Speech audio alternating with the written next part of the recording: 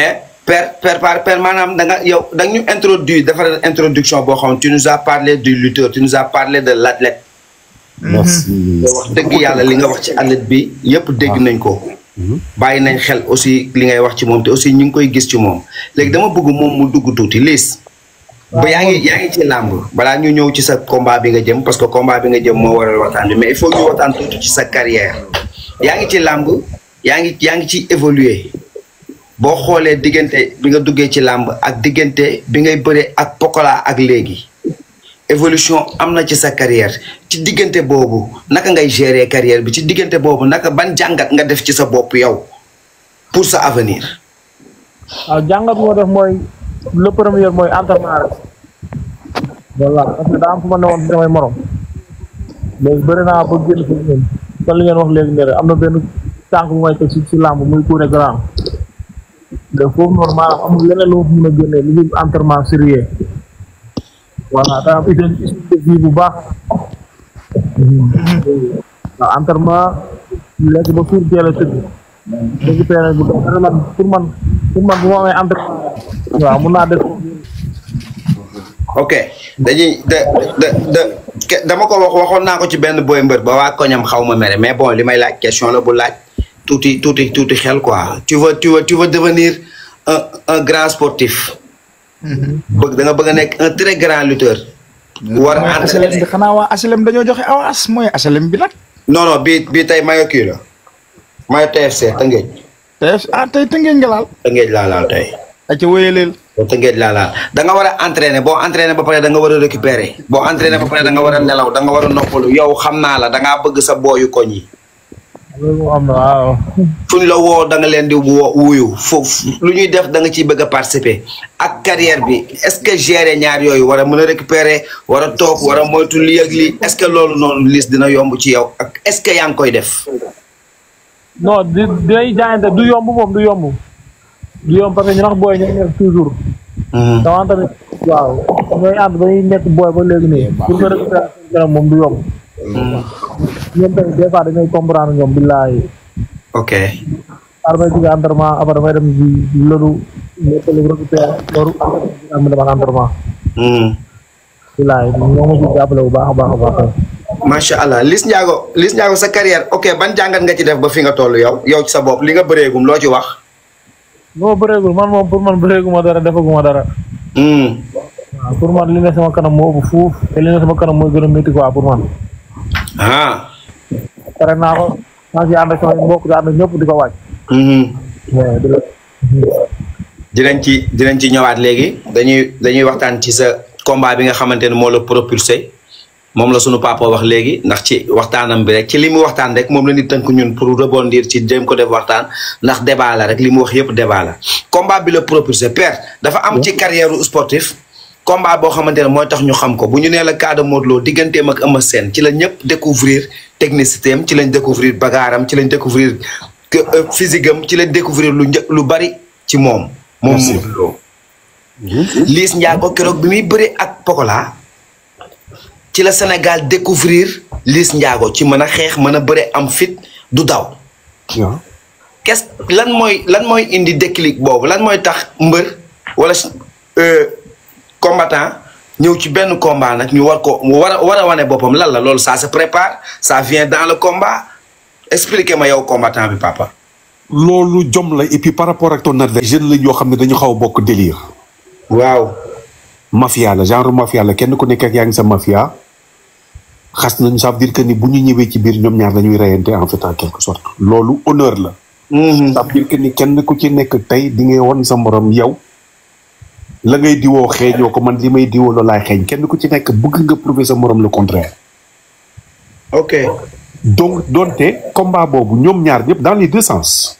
ku ci indi woon game plan bu normal mën nga génn ci sa adversaire mais euphorie guerrier beeg defante bi dóor naa damay fay nang kii du ma ko may dara du ma teeg du ma def nang donc ce qui fait que ni combat bi dafa xawoon pëccxoo mais pëccxoo bi mooy wane que ni ñoom ñaar ñëpp c'est des hommes très solides. du ñu bàyyi. bu laajee dee sax dañuy dee parce que jaral na leen ko. ce veut dire que ni nit dañ koy natt boo koy natt mooy mu bëreeg naataangoom parce que ay naataangoo lañu ay xale lañu toll ci.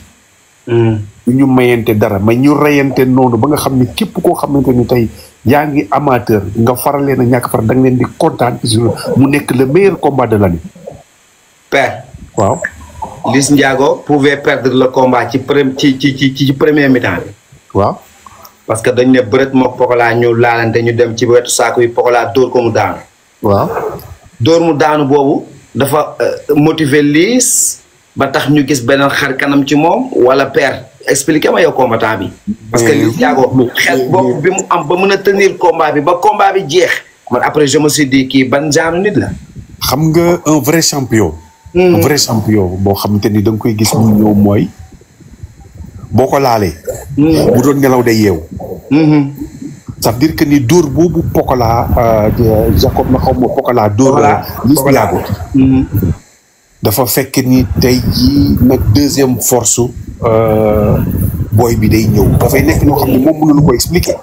mais yaram bi dina tàng jër bopp bi tàng jër loo ko defati sax du ko yëg parce que li muy gis mooy kii dootuma ko may dara tamit dinaa dóor dinaa fay ba ñëpp xam ni kii vraiment yóbbulu ma dara te man du ma mën a moom ci lenn en fait. Liss Ndiago question bi Père laaj na la ko moment bi nga bëreeg Pokola Liss arbitre bi sifflé première action bi am lamb ji tas ñu nar a yëkkati loxo Pokola arbitre bi woote waat déjà bi arbitre bi woote yow amoo surprise.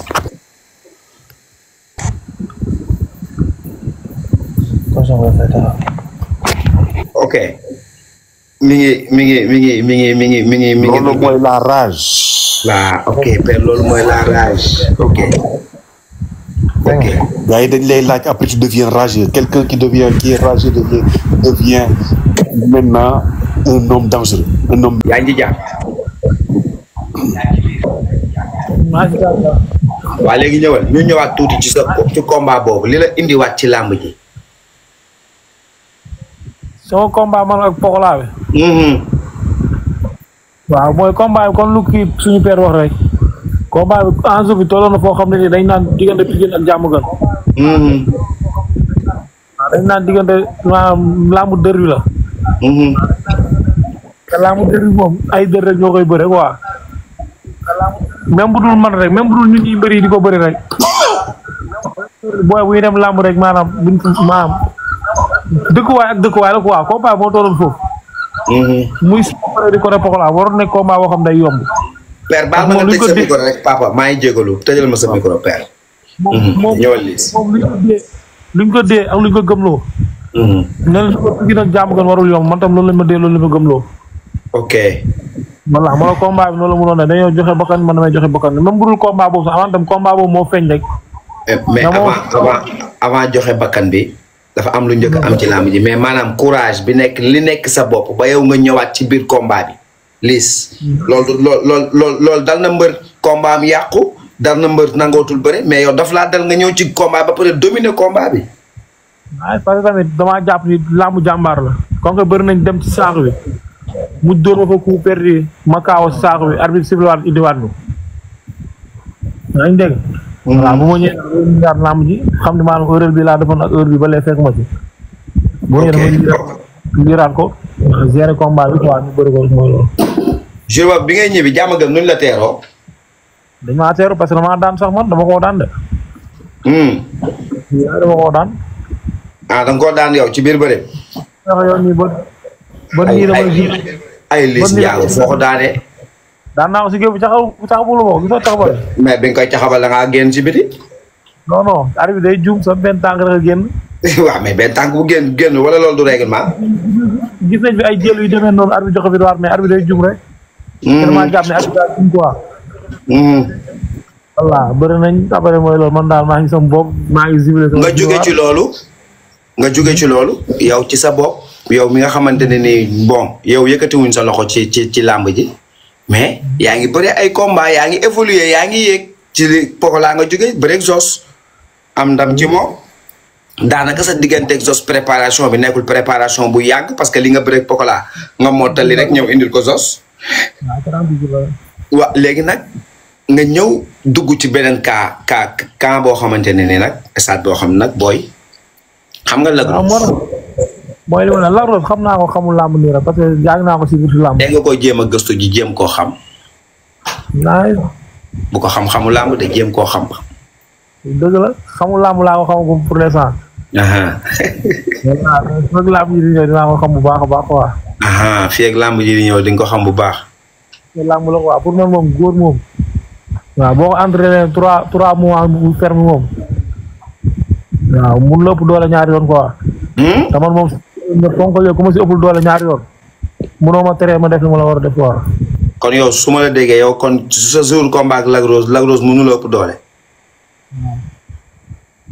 xale laa maa gën ne xale fuuf maa gën a ñemee entraînement bi. waaw wax ji bëri na la ku ne di wax mais bu ma ñëwee moom jour làmb ji bu ñu ma xoolee xool ko wala ñu dalante ma ak moom si boppam ñu xam ne. mais. Gana ñëwal Liss Ndiago. waaw. Liss xam nga Liss Ndiago mbër bu am fraîcheur la. mu bëri ay combat mais par rapport ak ci xaaj bi nga jógee sa deuxième xaaju làmb Liss Ndiago est-ce que mu ngi bàyyi xel mbër yi mu war a affronter ku ci mel ni Lac Rose est-ce que ni nga doon bëree début ba tey noonu taxawaay boobu la war a am ci làmb wala lan la war a defalaat ci boppam wala lan la bàyyi xel ci groupe bi mu dugg. waaw parce que man damay wax benn wax chaque jour dama naan làmb toujours rek waaw nañ may séntu fii may génn fële. voilà parce que pour man làmb dañ maa desee xam lu bëri te nekkul loo xam damay taxaw naa leen nii laa mel wala nii laay def. damay def waaw ñoom ñuy gis. xëy na bu yàggee tamit mën na jàng tuuti quoi. mais pour man moom Lac Rose moom bu demee ba Liss jàmm lu muy xel ñaar si moom wala yooyu benn day bàyyi quoi. père wax na la léegi lu am solo te yaakaar naa ne sax que Gana loolu la ci côté boobu la doon laaj parce que ci cadre ñoom Lac Rose bi nga dugg ñoom Lac Rose bi nga dugg doole dafa war a yokku mais stratégie père mi ngi koy wax léegi fexe balaa ngaa jëm combat nga préparer sa li nga war a bëre yóbbu ko ci combat père yaakaar naa ne loolu bokk na ci li nga doon développer léegi. c'est important pour képp koo xamante ni rek combattant nga. kuy am combat di préparer un adversaire. gars yi tapote leen waay. waaw par rapport ak ton adversaire. jour ji nag booy dem ça veut dire que ni rek da ngay yóbbaale sa stratégie bu wóor boo xamante ni tey jii da lay leer que ni. boo ko doxalee ni nga ko war a doxee peut-être que du doon luy loupé quoi en fait en quelque sorte. parce que da ngay pare. pare nag aussi ay entre parenthèses yoo xamante ni parce que lu programme boo gis rek. wala stratégie boo gis rek dina am entre parenthèses au cas que bu ma defee lii sottiwul par contre ma mën ko rattraper lii ci côté bi ni quoi que ce soit loolu toujours par rapport ak adversaire bi. waaw loolu nag c'est important pour une préparation. c'est important bu Liss yaa ngi dégg loolu c'est-à-dire dégg nga fi nga camp bi nga jëm Liss maanaam li nga amoon ci làmb lépp moo war a yokk. waaw.